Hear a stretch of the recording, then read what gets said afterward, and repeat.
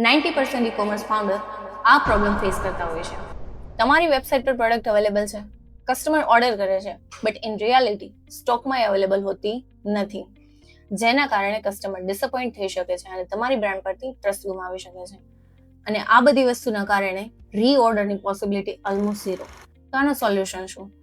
Real time inventory syncing. તમારી website પર stock available છે કે નહીં એ ઓટોમેટિકલી અપડેટ થવું જરૂરી છે.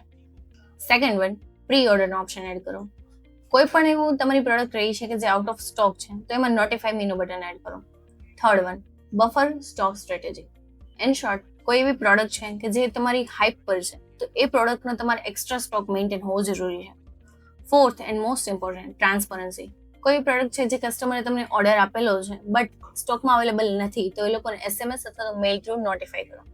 આ સિમ્પલ સ્ટેપ ફોલો કરવાથી કસ્ટમર તમારી બ્રાન્ડ પરથી ટ્રસ્ટ નહીં ગુમાવે અને તમારા બ્રાન્ડની ઇમેજ પણ મેન્ટેન રહેશે. નેક્સ્ટ વિડીયોમાં મેં તમને બતાવીશું કે કઈ 3 એવી મિસ્ટેક્સ છે કે જે તમારી બ્રાન્ડને ખરાબ કરી શકે છે. સો અમને ફોલો કરવાનું ભૂલતા નહીં.